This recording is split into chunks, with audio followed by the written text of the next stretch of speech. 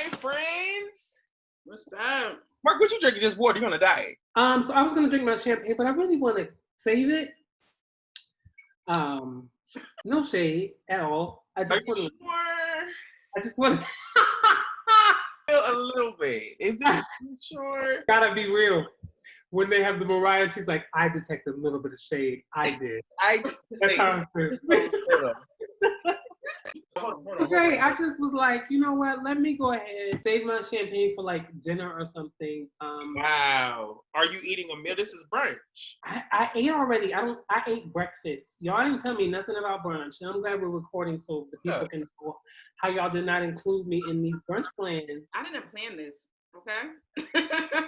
Okay. This is part, what day are we on? This is 3? This is part 3 of I Miss My Niggas. I just wanted to create this space because we're all quarantined. Mark, I talked to you yesterday. You didn't come up. You don't go nowhere but to the park. And I feel like you miss human interaction. Like, so, and I miss my friends. Like, beginning of the year was hype. Birthday, then I came to Brooklyn. Met y'all there. Had a time. Sang Clark Sister songs in the street, you know? Ate wings, stayed in line for 40 hours for wings. It was a time. How are you guys holding up being in the epicenter, the hottest of spots of COVID-19? How are you guys surviving? Well, CNN, you go ahead, Mark. It is sobering for me, especially. I try not to ingest a lot of news because we are in the epicenter, and it will literally drive me crazy. At the beginning of the crisis, I was reading everything, and the cases were growing so rapidly here in New York City. And at this point, I believe we have more deaths than any country. As a city, we have more deaths than any country in the world. And so that type of reality is very sobering, very nerve-wracking, and I cannot read every day. Maybe like once a week, I try to read and see what's going on just to be aware. But living here, it is surreal. I don't go anywhere, as I shared with you yesterday. I go to the park, get my groceries delivered. I work from home, fortunately. Yeah, just trying to stay safe, and most of all, just being grateful at this time to be in the service one more time. Amen. Christina, now to you, same question. How are you, like, dealing? Well, as Mark mentioned, before I was like reading everything and digesting all of that, and I thought that I was having an anxiety attack one night. Like, that's how bad it was, because it's like, yo, like, we're living here, all of this is happening, people are still not following rules, so that even makes it worse, and I still have to go to work because I'm considered an essential worker. Thank you for your service. You are helping people. I mean, you don't have to disclose exactly what you do, but you are helping people. Yeah, so I still have to go outside. I go to the grocery store. But I definitely take precaution when I'm going. It is surreal. It is surreal that we're living in this time and that we're living in this city, which, like you mentioned, is the epicenter of everything. I barely read anything about it. Like, the only time I really see a lot is literally when I log on to Facebook. Like, that's the worst sometimes. So I even have to take a break from certain social media platforms because it's like, it's too much. It's too much. So, you know, but we're surviving. Thank God. So, yeah. I'm in a city where there is a lot of whiteness. Not even in the city, the whole region. They just had a protest at the beginning of this week or the beginning of last week. They said they didn't give a damn about social distancing. They gathered together downtown and protest because they wanted salons open, they wanted barbershops open. I don't understand how dangerous they are. Like, whiteness is oblivious to how dangerous it is. Recently, I was reading up about the Spanish flu in 1918, just to have some hope, because I feel like being in the middle of this, it feels like this will never end, right? We're never going to go outside again. We're never going to travel again. And we do have a tendency in this dispensation, in this generation, to feel like everything is happening to us for the first time, but this is not the first pandemic. This is not the first issue that has affected the world, and we've recovered before, and not even to be in any way cliche, but I do have more of a confidence that this will be over one day. Moving on. So, Mark, Christina thinks that we're going to argue on here about something. I don't know. Like me and you. I don't know how. I wouldn't doubt it. Why would that not be normal? We're never like we have. Like I show her some of our greatest hits on Twitter, and it's like some of the greatest interactions. I was tagging me, and I was like, I don't know what this is. Yeah, some of the greatest hits. It's just like some things. It's just like we are not on common ground on. But I think one thing we are on common ground is how much we do not like Black AF. Christina, did you see Black AF? Sure. I didn't finish it, but I started watching it. But don't judge me, y'all. I thought that was really his real family. It's a mockumentary, right? So it would feel real. Don't judge me. Never mind. Moving on. No, it's good. Like, I mean, who knows what his family looks like regularly? But here's the real question: do we care that much? Right. Y'all don't like it? I don't like anything. Cody has never seen it, so let's be clear. Be clear on that. You said you did not see it. Cody. You did not see it. I did not see it.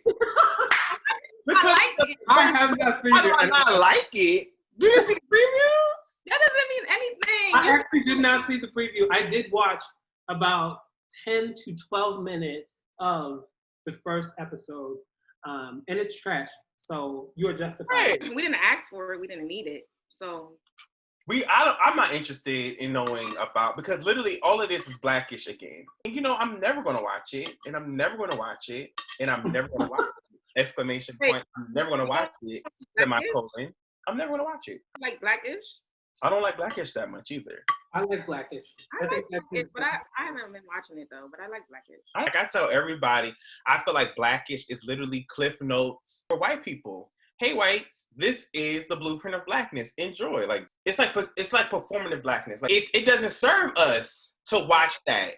It serves like a different world was different because you have Black kids in college. That was different back then. I do not feel like every Black show has to speak to the Black experience, but I do feel like I don't know if there's a show that is void of the white gaze, because I feel that way with Atlanta. I feel that way with Insecure sometimes. And so I want to know, do you feel like there is a show that is not speaking to white people on network television? Like a Black show that's not speaking to Atlanta is, you think Atlanta has a white gaze? Where, Mark? Are you kidding? Where? Are you kidding? Insecure. So specifically the Drake episode or the Champagne Poppy episode. Oh yeah. They were at Drake's house and they have the angry Black woman who cannot get over the fact that her fantasy boyfriend is dating a white woman and how dating a white woman. They have the Oktoberfest episode where they're showcasing how Black people can speak German and how Zazie Beetz is, really well-rounded and adopted and all of these different things. I mean, Donald Glover in general is very much attuned to the white gaze, and which is why he gets so much accolades, right? I mean, he wrote for 30 Rock and so many different things. The community, even though it is good, once again, we at some point we're in a drought, and I feel like we were just excited to see Blackness on television. Mm-hmm. That's true. But I don't know if there is a show or if there is a writers group that is not always speaking to white people on network. I will say on OWN, I do feel like a lot of times this is for Black people, right? When I watch Queen Sugar, I'm like, this is Black as hell and biased. I feel like writers feel like they may not have to show, or they may not have that experience. When you consider someone like Donald Glover or someone like Issa Rae, who is a Stanford graduate and a child of immigrants and grew up in LA, she may not have a Nikki Parker Baltimore experience, okay? So that type of Blackness is completely different. And Kenya Barris' Blackness is completely different from what you might see from Lee Browser in a Living Single, right? Mm-hmm. So I do feel like there is a burden to portray all Black shades, and some people want to get away from that. Wait, we forgot about The Chi. What do you think about The Chi? The question is, what we think about Lena Waithe? Let's go there. Wait, no. That's not That's the real question. You brought up The Chi. I love The Chi because I love Lena. Let me put it that way. I mean, y'all remember The Wire? The Wire was classic. Like, it was classic. So it gave me like The Wire vibes. And I was like, okay, she is writing from, or her writers are writing from a true Black experience and stuff like that. Mm-hmm. But then When I found out that like she really isn't what I thought she was as, you know, this new producer, this new writer, whatever, this new multi-hyphenate on Earth. Like, then it's like, it changed my whole opinion about the show. I don't even watch the show anymore. Are you serious? I don't watch it. I still haven't been out, so it's nothing to really watch. But listen, somehow we gotta forgive. Forgive what? I'm just playing.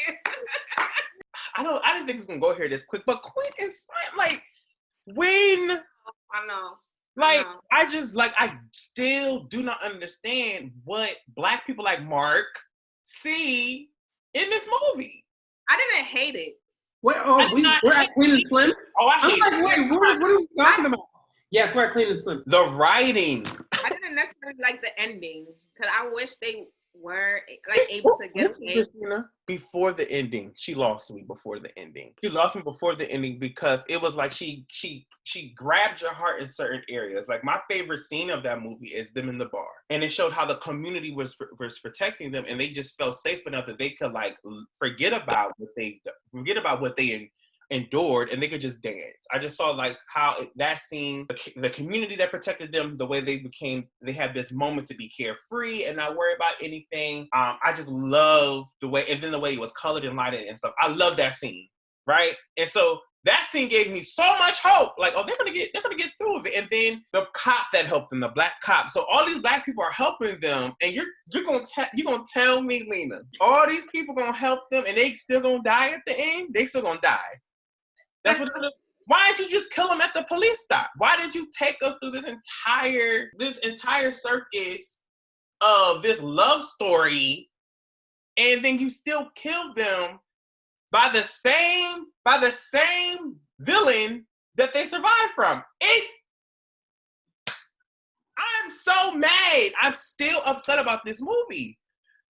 No, I get it. I definitely get it, but I don't know. Like I said, I didn't hate it. I just feel as though that it could have went in a different direction, but she had to. I guess she just had to put a twist to it. Like, yeah, she wanted to to grab us in to the story, but we already knew that it was probably going to end that way.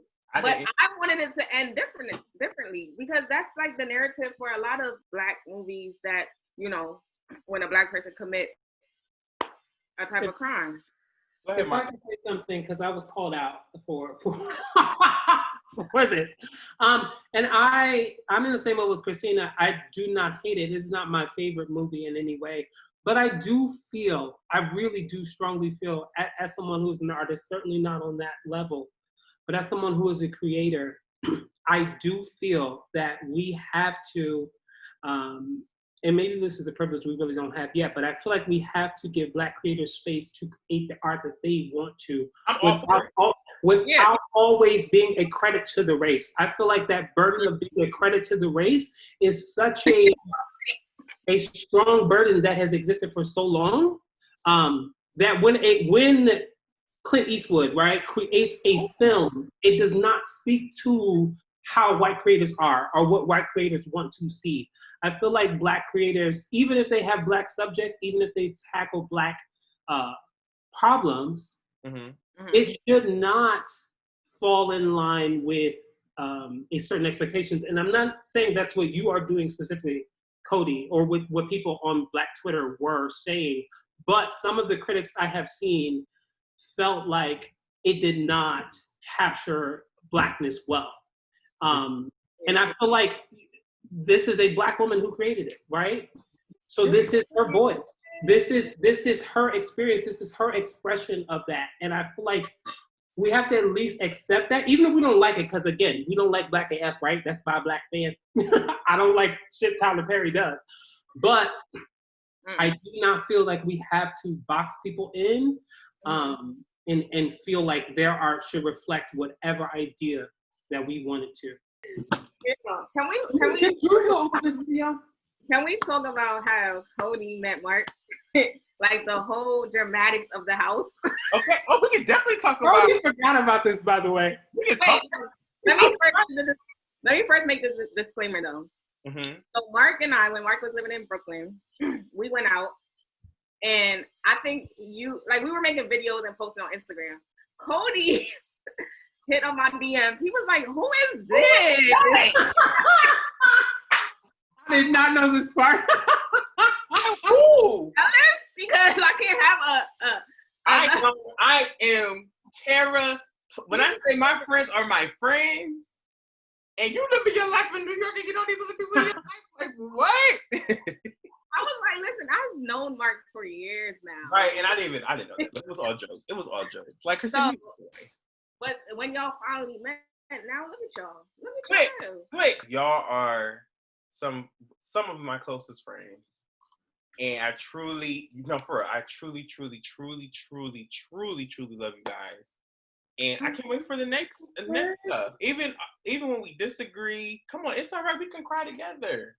We can cry together because it's like, I appreciate y'all for doing this. Because it's, I love you guys. Thank you. I really miss y'all. Miss you too, Chris. Miss you.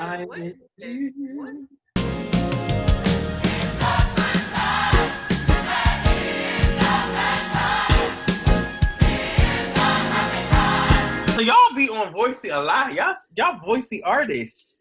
We are platinum recording artists on Voicey. Sitting in my room, I don't know what to do.